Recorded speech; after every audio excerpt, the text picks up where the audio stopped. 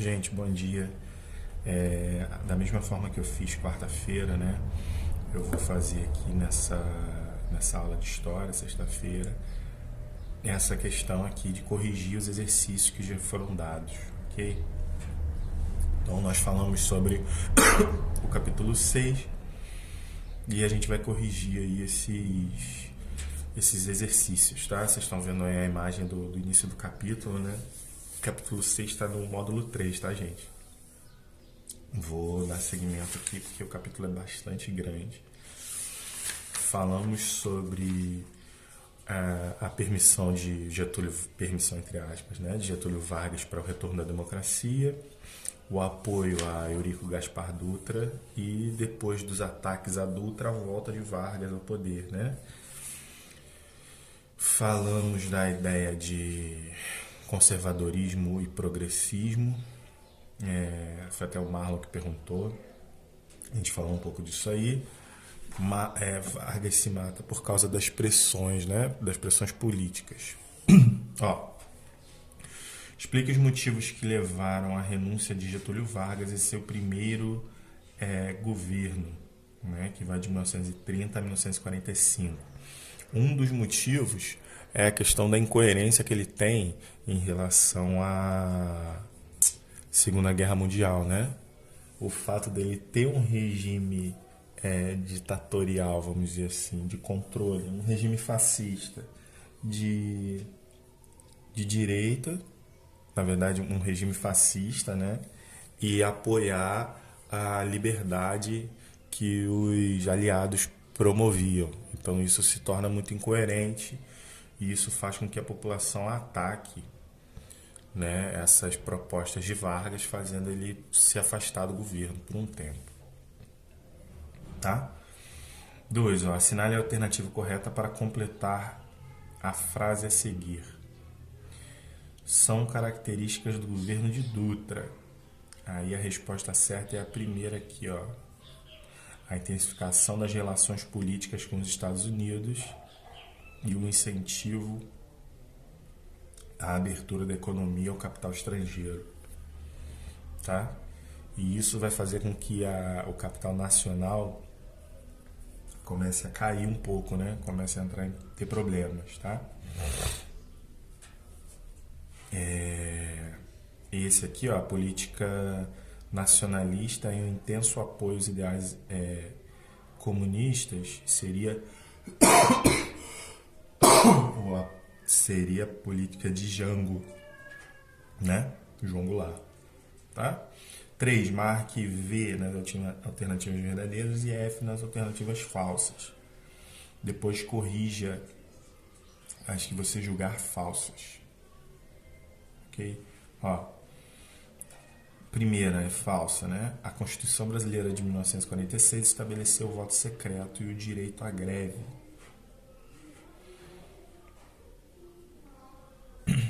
Não foi assim, tá? Eu acho, na verdade, vamos voltar aqui. Cadê?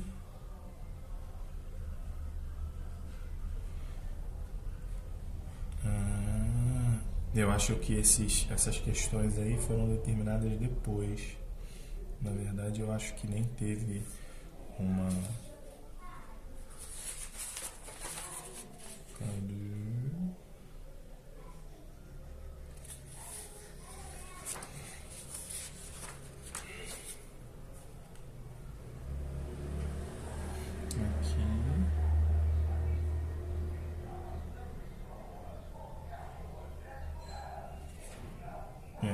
Não, ó, tá falando aqui nessa página 277 as características da Constituição, ó, de 1946, tá?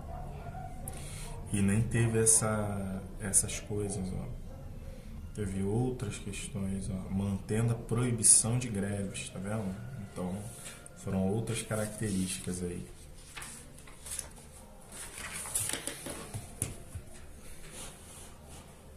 Que depois vocês vão ter que corrigir, tá vendo? As falsas, ó. Decreta o voto secreto, mas nega o direito à greve. Ó, Essa aqui então é falsa. A segunda é verdadeira. Uma característica do segundo governo Vargas foi a preocupação com a consolidação dos direitos trabalhistas. Verdadeiro, né? No primeiro ele já tinha essa preocupação, no segundo ele cria a CLT. Tá? C falso aqui, ó, na década de 1950 houve uma diminuição na polarização política brasileira. Não, com certeza que não, né? Por causa dessa questão. Primeiro que a gente estava vivendo a Guerra Fria em 1950, então a gente estava vivendo toda uma polarização mundial de políticas, tá? E houve ao contrário, houve um crescimento. E a D aqui, então é F. A D aqui, ó, em sua maioria, o grupo político dos progressistas era composto pela oligarquia rural e pela alta burguesia comercial. Não, oligarquia, quando você fala de grupo ligado ao campo, gente, normalmente você está falando de pessoas conservadoras, tá? O grupo progressista era composto de trabalhadores urbanos e intelectuais que buscavam essa ideia de progresso, né? Continuando, gente. Leia abaixo o trecho da carta testamento de Getúlio Vargas. Depois, de acordo com o que você estudou nesse capítulo, responda as questões. Mais uma vez, as forças e os interesses contra o povo coordenaram-se novamente e se desencadearam sobre mim. Não me acusam, me insultam, não me combatem, caluniam e não dão direito à defesa. Caluniam e não dão direito à defesa. Precisam sufocar minha voz e impedir minha ação, para que eu não continue a defender, como sempre defendi, o povo e principalmente os humildes. Sigo o destino que me é imposto. Depois de decênios de domínio e expoliação dos grupos econômicos e financeiros internacionais, fiz-me chefe de uma revolução e venci. Iniciei o trabalho de libertação e instaurei o regime de liberdade social. Tive que renunciar, voltei ao governo nos braços do povo. A campanha subterrânea dos grupos internacionais aliou-se a dos grupos nacionais revoltados contra o regime de garantia do trabalho. A lei de lucros extraordinários foi detida no Congresso. Contra a justiça da revisão de salário mínimo se desencadearam os ódios. Quis criar a liberdade nacional na potencialização das nossas riquezas através da Petrobras. Mal começa esta a funcionar e a onda da agitação se avoluma. Tá, aí aqui, ó, quais eram as forças e os interesses contra o povo? Eram essas forças conservadoras, né, que queriam a volta aí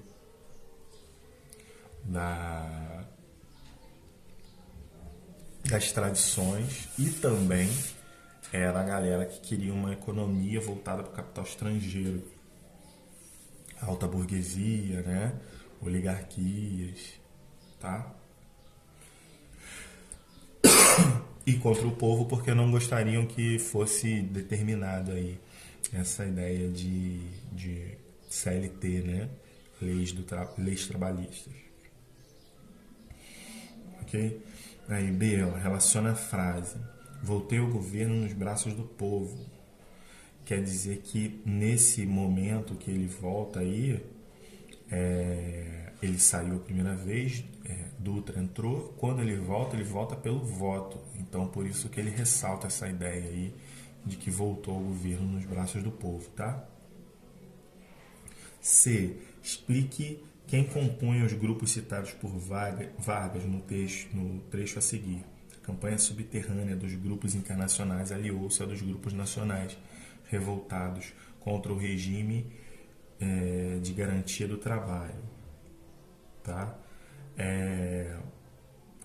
Esses grupos nacionais, como eu disse, eram oligarquias, né? Oligarquias seriam os fazendeiros ligados ao café, ao leite, os grandes barões aí do Brasil, que existem até hoje, né? Gado, eles se interessavam nessa ideia de vender para o capital externo, de vender para o mundo. Tá? Então eles não aprovavam essa política de Vargas de valorização nacional nesse ponto. Tá?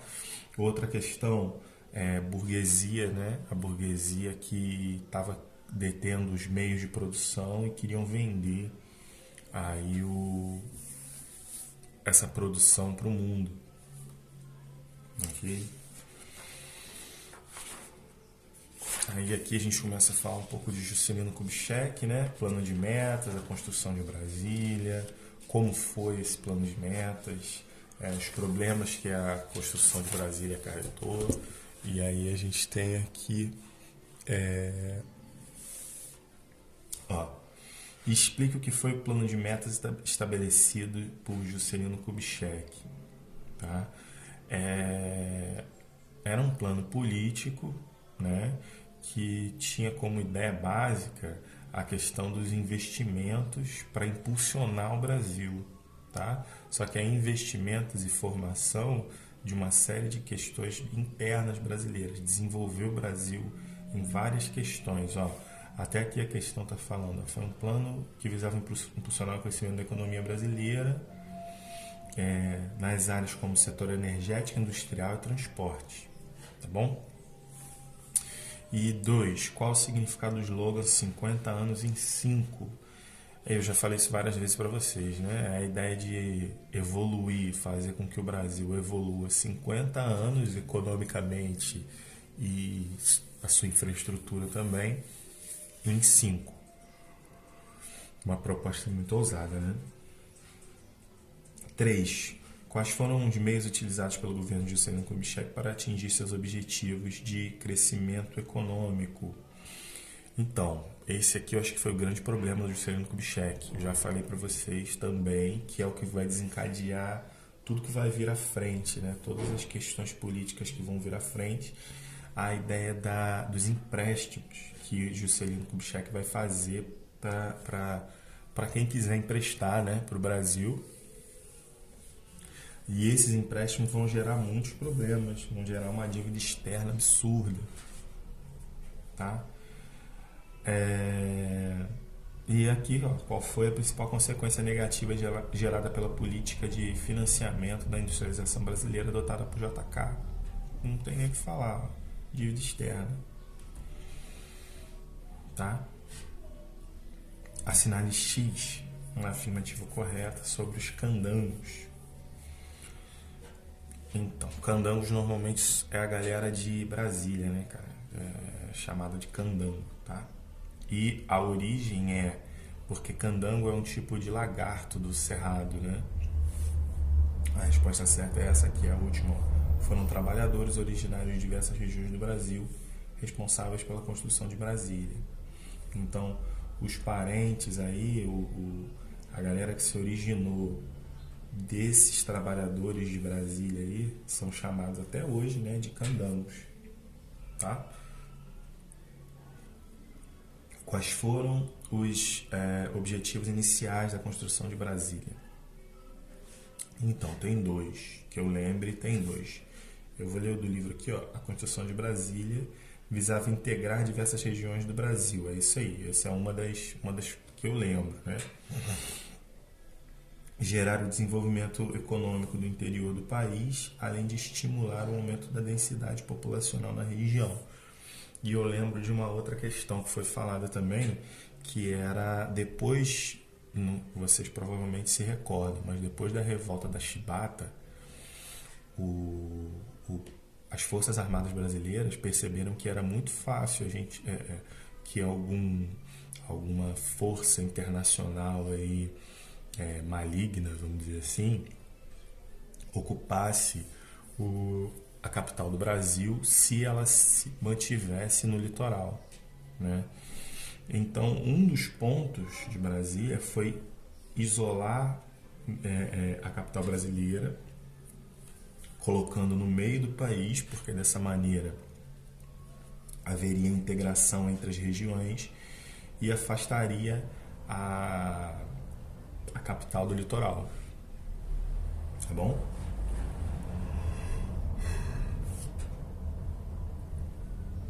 Ó, qual foi a principal crítica à mudança da capital brasileira? A mudança da capital foi criticada por afastar a maior parte da população do centro político do Brasil, né? Dificultando assim a pressão popular sobre os governantes. Mas isso aí é algo muito usado em várias cidades, né? Você colocar um órgão público distante do outro sempre, para não concentrar os problemas, né? Para não concentrar greves, manifestações. Tá? Continuando. Complete as frases a seguir com as palavras abaixo. Bens de consumo, densidade demográfica, industrialização e empréstimos internacionais. O governo JK procurou incentivar a industrialização, né?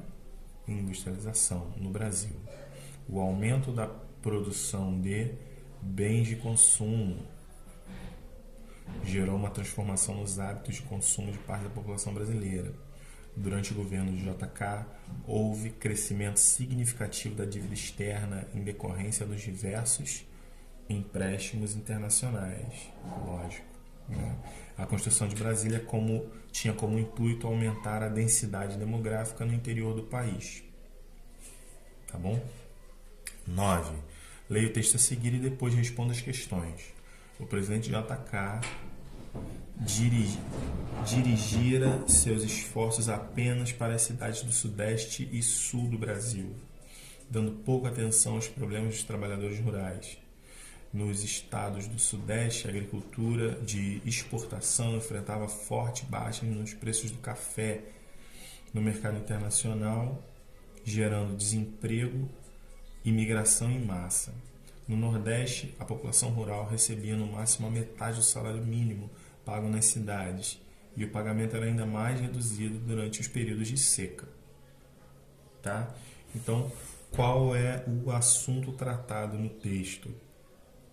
Era como o governo de Juscelino Kubitschek tratava esses problemas que os trabalhadores passavam, né? Essas questões aí, salário, infraestrutura, oportunidade de emprego mesmo, tá? As questões das leis trabalhistas, né? O salário ser reduzido, tá? B. Quais foram as consequências geradas pela crise econômica no campo? Você vai ter, como eu disse, as questões do trabalho sendo não sendo respeitadas, você vai ter um aumento no desemprego, você vai ter uma intensificação da crise do café. E aqui está falando, uma migração em massa, né, em direção às cidades, tá, gente? Em direção principalmente aí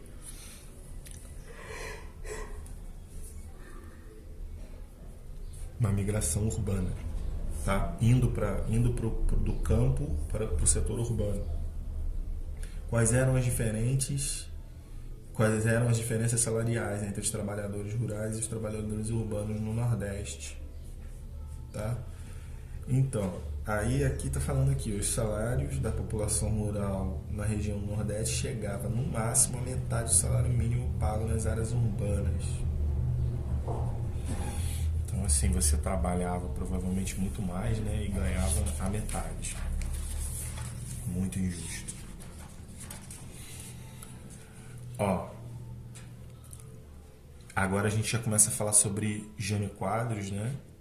Que é aquele tal do político da vassourinha.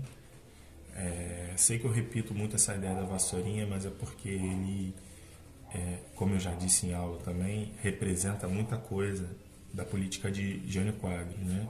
Representa, primeiro, esse lado cômico, que eu pelo menos, a gente percebe que algumas práticas dele eram quase que uma piada, né? A ideia conservadora de proibir uma série de coisas e tudo mais, tá? Então, levem isso em consideração. Além disso, um político chamado de política que tem a política da vassourinha, você já começa a se lembrar um pouco mais dele, né? Esse aí é Eugênio Quadros, tá? E a questão de João Goulart também, é um cara que estava muito mais ligado a questões comunistas, vamos colocar assim, né? Porque, e quando eu falo comunistas, eu não estou necessariamente falando de ele está ligado à esquerda, ele está ligado muito mais ao comunismo, pelo menos é isso que falaram aqui no livro e isso que deram a entender na história, né? Porque quando ele recebe a notícia de que vai ser presidente, ele está em viagem para a China, então já mostra aí uma ligação dele com o comunismo. Mas além disso ele tinha ideias reformistas de esquerda, tá? Como por exemplo a reforma agrária. Vamos lá, ó. Em que consistiam as reformas de base propostas pelo presidente João Goulart, tá? Então, a ideia aqui, ó, as reformas de base eram um conjunto de iniciativa que propunham medidas como concessão do direito ao voto ao analfabeto e a determinados setores das Forças Armadas.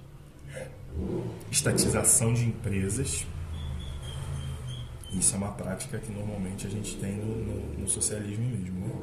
E reforma agrária, tá? E uma ideia de reforma urbana também. As reformas de base foram bem aceitas por toda a população brasileira? Lógico que não, né? Principalmente a burguesia, os empresários, o mais alto setor das Forças Armadas não acharam legal, com certeza que não. Políticos, fazendeiros, né? A ideia de você ter uma reforma agrária, uma reforma urbana, uma estatização de empresa, ou seja, tirar a empresa do seu dono e colocar a empresa sobre posse do Estado, para a população com mais dinheiro é absurda. Tá? Explica a diferença entre os regimes parlamentarista e presidencialista. Ok. Parlamentarismo, você tem um regime de representação feito por vários políticos. Tá?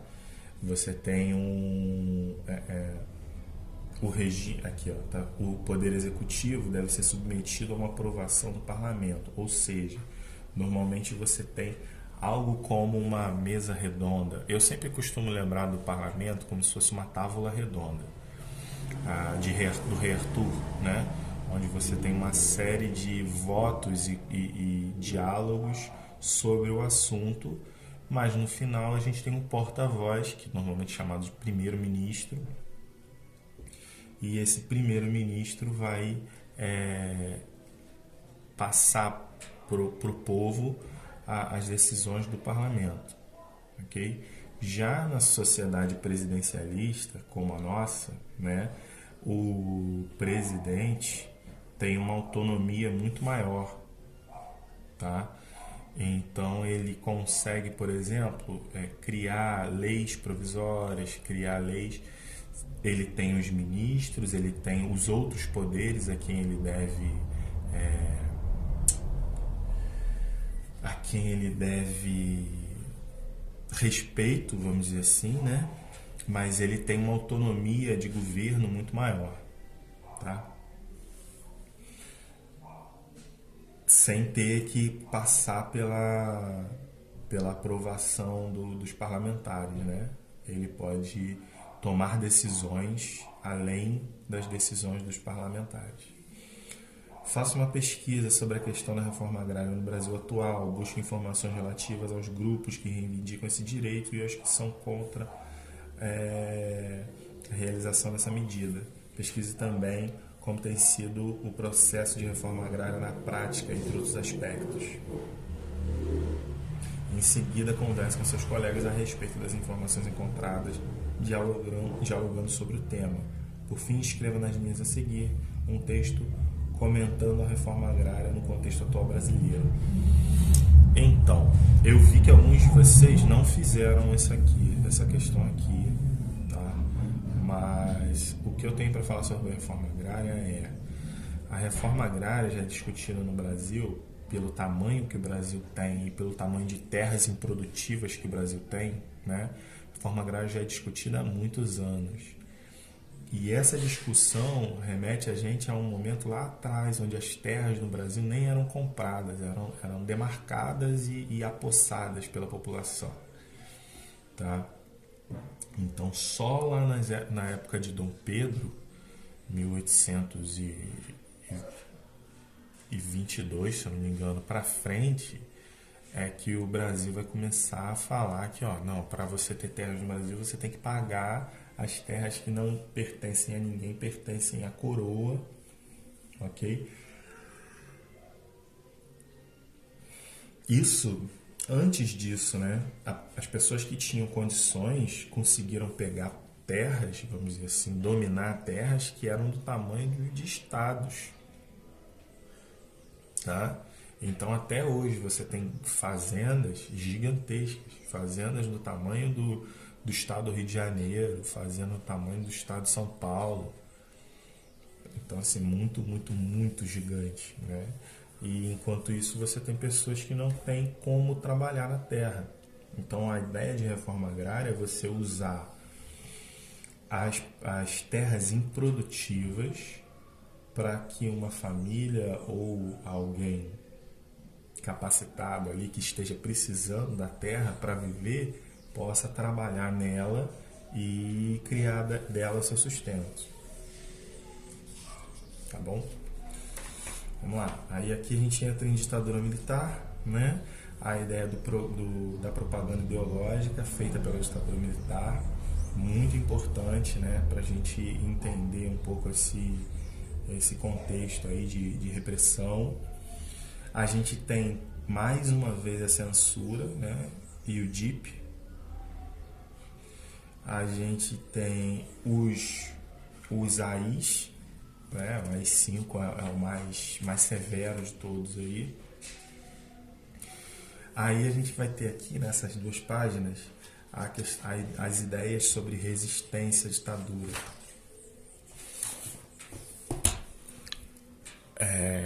E vamos ver aqui essas questões, tá?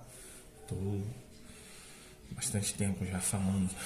Marque um X nas alternativas que alternativa completa a frase abaixo de maneira correta. Atos institucionais foram medidas impostas pelo regime militar. Impostas, tá, gente? Obrigadas pelo regime militar com o objetivo de centralizar o poder nas mãos, poder de maneira autoritária. Cite algumas medidas impostas pelo governo por meio de atos institucionais. Aqui, ó, algumas das medidas impostas pelos atos institucionais foram a eleição indireta para presidente. A população não podia mais votar para presidente diretamente, tá? Os partidos foram fechados, ok? Partidos foram fechados. A cassação dos direitos políticos de uma série de pessoas, suspensão dos direitos constitucionais da população por 6 meses, suspensão do habeas corpus. Habeas corpus é quando você é preso, por exemplo, e está ali esperando para ser julgado, né, sem que todo o trâmite do processo tenha sido corrido e feito e você tenha sido culpado, tudo. Quando você recebe aí uma prisão preventiva, você pode pedir, né, para um advogado, uma pessoa competente, fazer para você e diante do juiz, né, um habeas corpus, que é como se fosse um salvo-conduto, ou no banco imobiliário lá, livre da prisão, tá? E aí você espera todas os trâmites do processo em liberdade, tá? Eles cancelaram essa ideia de habeas corpus porque enquanto isso acontecia, enquanto esse habeas corpus era proibido, enquanto essa suspensão dos direitos constitucionais das pessoas também eram proibidos, eles poderiam utilizar, né, como é que eu posso dizer? Desse poder que eles tinham sobre a pessoa para fazer os interrogatórios, tá? Continuando aí, anúncios como: esse é um país que vai para frente, ninguém mais segura esse país, Brasil, ame ou deixe, ficaram muito famosos no período do regime militar. Sobre esse tipo de anúncio, eu respondo as questões a seguir. Onde essas propagandas eram divulgadas? Então, eram divulgadas nos meios de comunicação, né? Lógico. Então, você tem aí na época jornal, rádio, TV, cinema, tá? Marchinhas de carnaval, músicas. Então você tinha aí, isso aí era divulgado nessas coisas. B. Explique o objetivo do governo em difundir essas propagandas. Então, acho que era mostrar, né, para a população de que o Brasil estava indo bem nessa ideia aí. Aqui, ó. E, além disso, isso aqui é interessante, ó, exaltar um sentimento nacionalista na população brasileira, gerando a impressão de que o Brasil estava se desenvolvendo, tá? Gerando a impressão de que o Brasil estava se desenvolvendo. C. Porque essas propagandas podem ser identificadas como propagandas ideológicas, porque elas buscam controlar o seu modo de pensar, né? E fazer com que você entenda o que eles querem entender, quando muitas vezes não é essa a verdade, o que está acontecendo, tá? Ainda mais, eu acho que a mais forte dessa aqui é essa aqui, ó, Brasil, ame-o ou deixe-o. É a mais forte delas, porque ou você está aqui ou você sai fora do Brasil, que aí você vai ter a ideia aí dos exílios, né, dos problemas todos aí que muitos passaram. E a resposta que o livro dá porque a intenção dessas propagandas era transmitir uma imagem positiva do governo, independentemente de suas realizações, e não permitir que posicionamentos contrários ao regime fossem propagados. Frases como Brasil, ame ou deixe tinham o objetivo de transmitir a ideia de que quem criticasse qualquer aspecto do governo não era patriota e estava contra o desenvolvimento do país.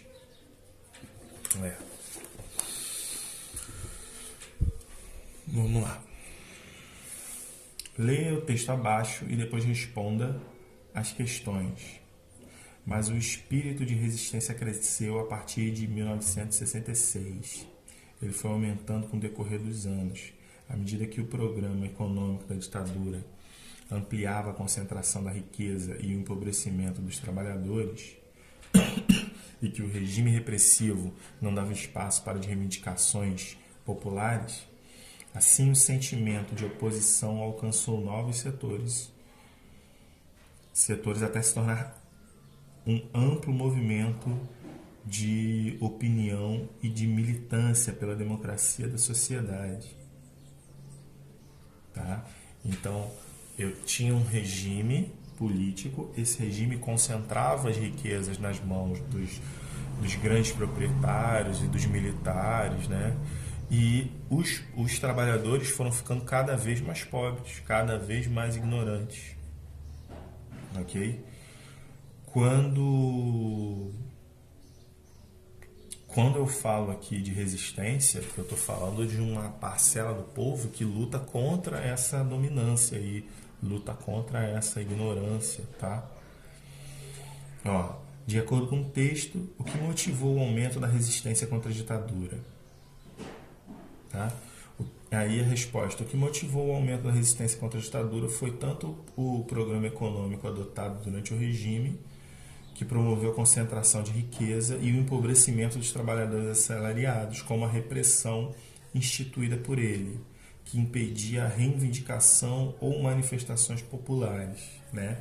Ainda tem todas as questões das proibições dos direitos constitucionais individuais.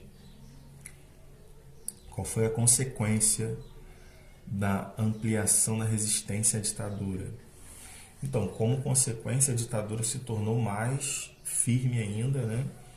Os chamados anos de chumbo vão vir aí pela frente. De acordo com o texto, o sentimento de oposição alcançou vários setores da sociedade brasileira, tornando-se um amplo movimento de opinião e de militância pela democracia da sociedade. Isso de um lado, do lado das manifestações, né? Do outro lado, a ditadura militar ainda segurou mais a população para manter o controle.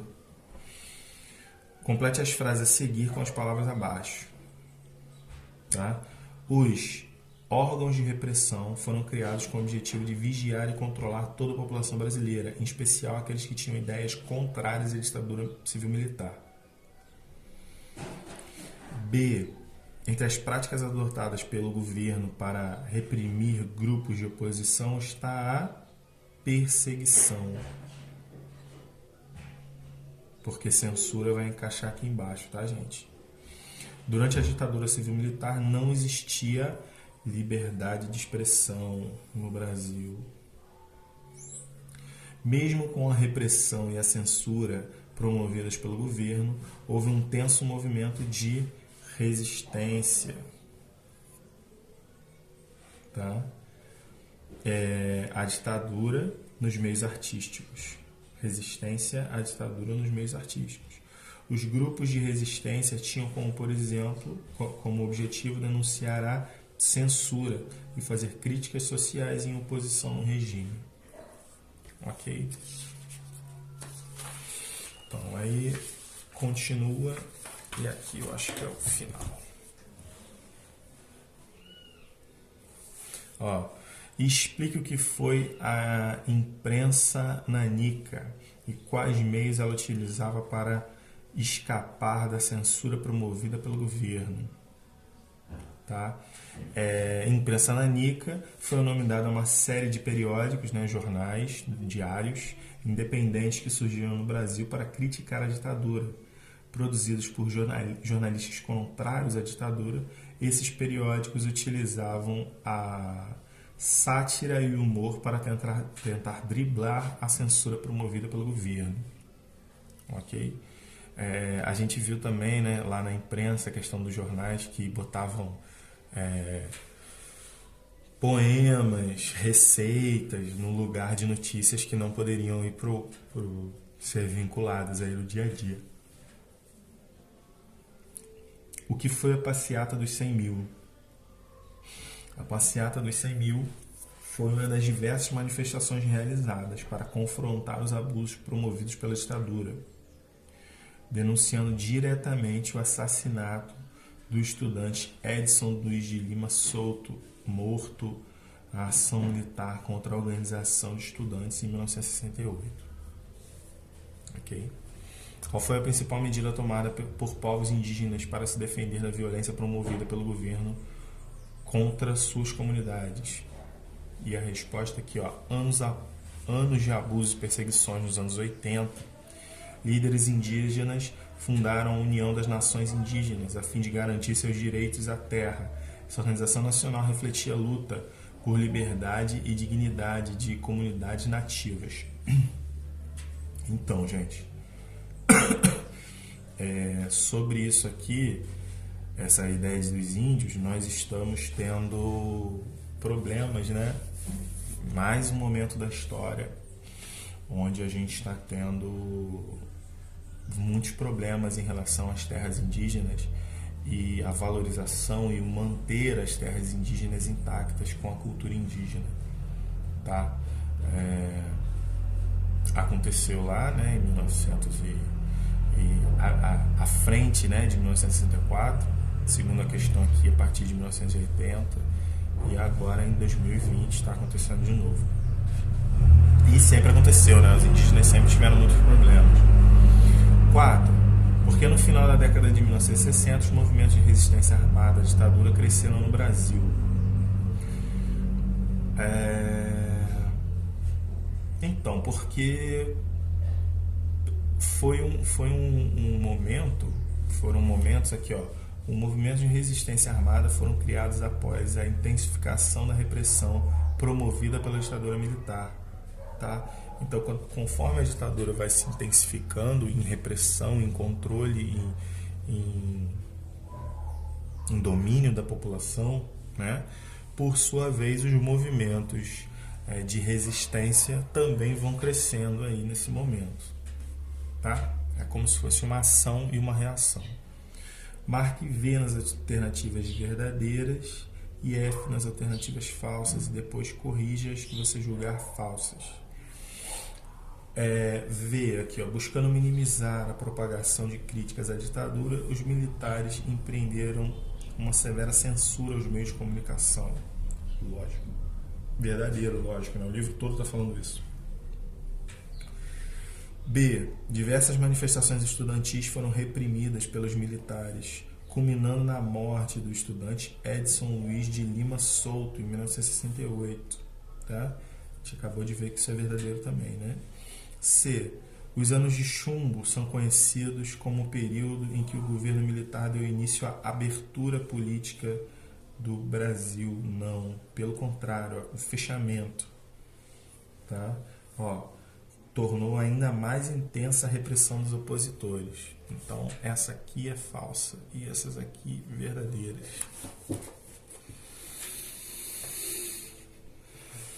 Leia o texto a seguir. Leia o texto a seguir, que trata da Operação Amazônica, projeto que visava a exploração amazônica e ao remanejamento de indígenas Chavante da região durante a ditadura civil-militar. Depois responda as questões. Com base nesse registro, é possível calcular que de 70 a 160 índios chavantes pereceram em decorrência de uma transferência mal planejada, autorizada, mas não acompanhada pelo Serviço de Proteção ao Índio, que não levou em conta e não se preveniu de modo adequado sobre os riscos de epidemia. A vacina contra o sarampo já existia em outras partes do mundo, mas só foi introduzida no Brasil no final da década de 1960. Porém, sua utilização era de forma descontínua, mas a transferência em massa, a aglomeração de índios nos mesmos espaços e os novos contatos do grupo Suiamisu com diversos civilizados, né, como a tripulação de aviões, podem ter disparado e agravado a epidemia. Então está falando aqui, ó, o assunto, né? Está falando de uma epidemia de sarampo que atingiu comunidades indígenas e matou aí vários. Tá? B. Com base na leitura do texto, que podemos perceber sobre o tratamento destinado aos povos indígenas durante a ditadura civil-militar. Que era um tratamento que não tinha cuidado, né? Não tinha planejamento, aí, não tinha um cuidado maior sobre essa questão da cultura indígena, de preservar o índio.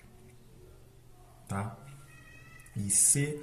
Quais foram os possíveis motivos que desencadearam uma epidemia de sarampo entre o Chavante e o Suiamisu? Aqui, ó, o contato com pessoas não indígenas encarregadas de promover o remanejamento dos povos indígenas, espalhando doença entre eles. E aí os povos indígenas pegaram sarampo e, como não tinham, né, contato com sarampo, sofreram com isso. Escreva um pequeno texto com as palavras a seguir. Repressão, resistência e ditadura. Durante a ditadura militar, assistimos no Brasil um movimento de censura, né, que tratava com grande repressão, né, qualquer movimento artístico ou qualquer liberdade de expressão feita pela população civil. Essa população civil criava, né, ou tinha uma resistência muito forte a essa opressão determinada pela ditadura, tá? Ou a esse controle, né, determinado pela ditadura. Ok? Vamos lá. Ainda tem mais. Ó, tem aqui os anos de chumbo, Médici, e aqui acaba.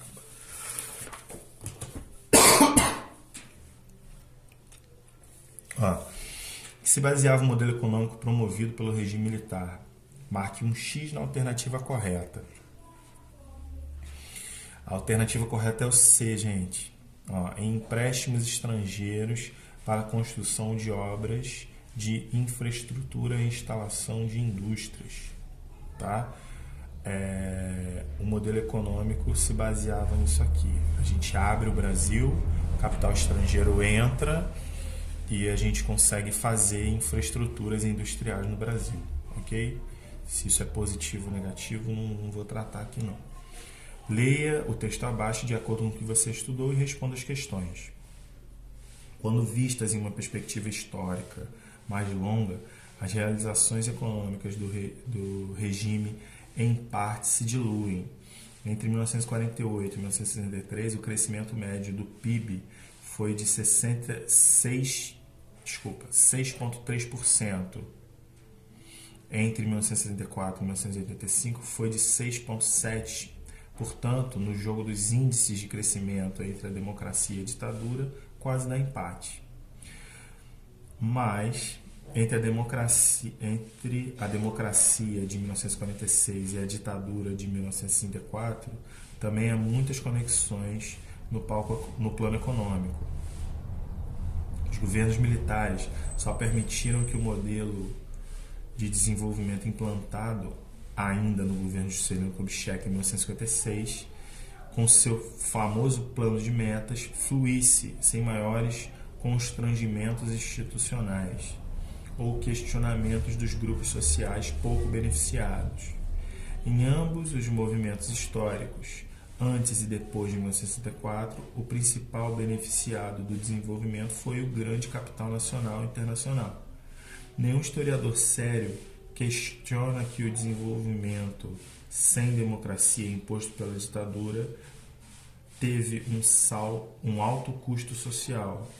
O salário mínimo teve uma perda real de 25% entre 1964 e 1966 e 15% entre 1967 e 1963. A mortalidade infantil não caiu no ritmo esperado para uma potência econômica em ascensão.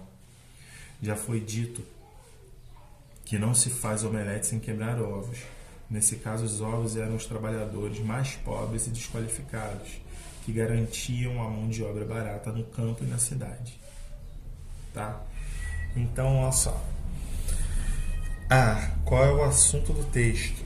Sempre que vocês lerem o texto, gente, quando vocês terminarem de ler esse texto, vocês façam essa pergunta aqui, ó, qual é o assunto do texto? O assunto tratado no texto é o aparente crescimento econômico brasileiro no regime militar, também conhecido na época como um milagre econômico, que não foi bem assim. Ok? Quais foram os grupos mais favorecidos pela política econômica empreendida pelos militares? Os grupos mais favorecidos foram os grandes capitalistas nacionais e internacionais, quem tinha dinheiro, né? Burguesia e as pessoas ricas do país. C. Qual foi o grupo de pessoas mais prejudicado com a política econômica promovida pelos militares? Os trabalhadores mais pobres e desqualificados, pois sofreram com a grande desvalorização dos seus salários. Né? Segundo o autor, qual é a maior diferença entre a política econômica desenvolvida durante o governo de JK e a desenvolvida durante a ditadura civil-militar? A grande questão aí, aqui ó, a maior diferença é que durante a ditadura as pessoas menos favorecidas pelo modelo econômico não podiam questionar as ações do governo ou reivindicar medidas que também as beneficiassem. Ok? Então essa ideia de pressão aí, né? de censura nas ideias, tá? Explique os motivos que levaram ao fim do milagre econômico. Então, empréstimos, né? Dívida. Aqui, ó. Tá escrito assim, ó. Durante a ditadura civil-militar, o governo contraiu diversos empréstimos internacionais para impulsionar o crescimento econômico do país, aumentando, consequentemente, a dívida externa. Porém, após 1920 e 73, com a crise do petróleo, a inflação passou a subir, pois grande parte do combustível consumido no país era importada. Com a crise, o governo brasileiro teve dificuldade de contrair novos empréstimos, não conseguindo assim manter o crescimento econômico do país e levando ao fim do milagre econômico. Ok? Marque V nas afirmações verdadeiras e F nas afirmações falsas e depois as corrija. Então, ó, as V aqui, ó. Uma das características do processo de abertura política do governo de Geisel, tá? Foi uma moderação na repressão à censura. Não, sim, Geisel foi mais tranquilo, né?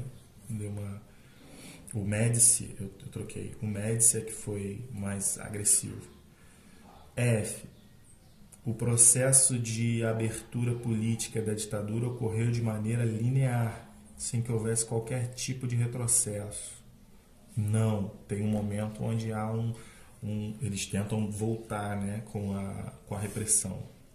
Mas aí já tinham dado liberdades, aí a população vai para a rua e pede cada vez mais, movimento direto aí já, vocês vão ver isso um pouco mais para frente. F. Esse aqui também é F. Durante a ditadura, a política econômica de favorecer o arroz salarial fez o consumo interno crescer e a exportação de produtos diminuir. Não. Consumo interno diminuiu e a exportação de produtos cresceu. Tá? A ideia era pegar capital estrangeiro, então isso aqui é inverso. E V, o grupo militar conhecido como Linha Dura era contra a abertura política e o estabelecimento do regime democrático. Sim, né? Com certeza, tá?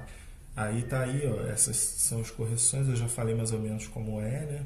Então vou falar logo outro, já tá demorando muito.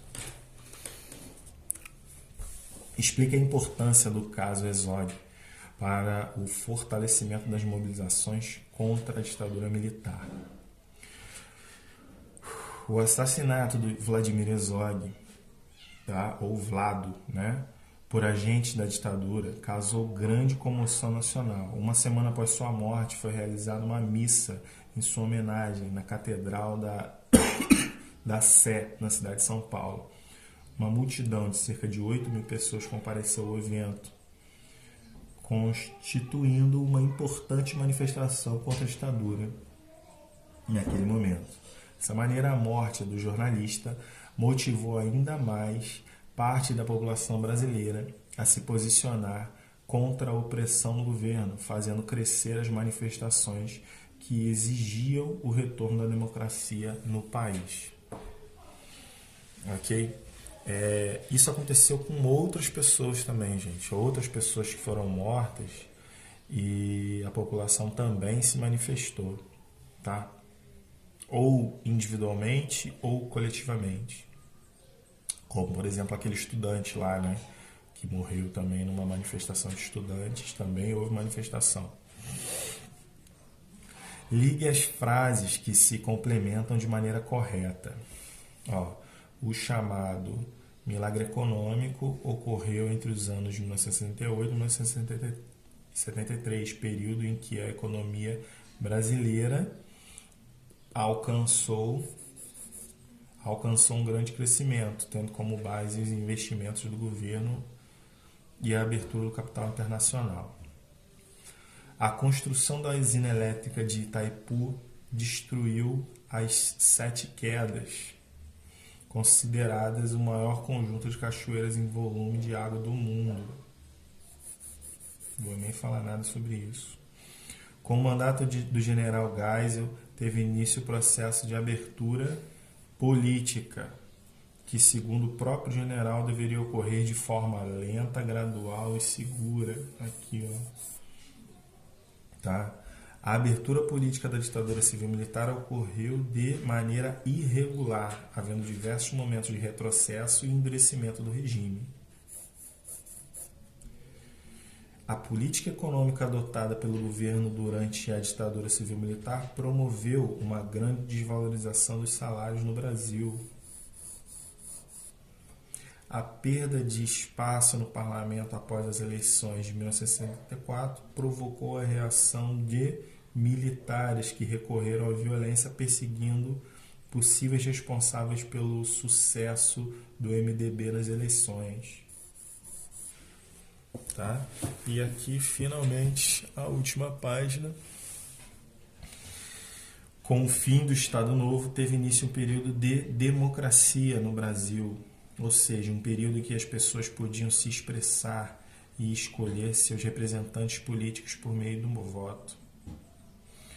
Por meio da censura, um governo pôde proibir as pessoas de se expressarem livremente e controlar as informações e ideias que os meios de comunicação divulgam, como ocorreu no Brasil durante a ditadura militar.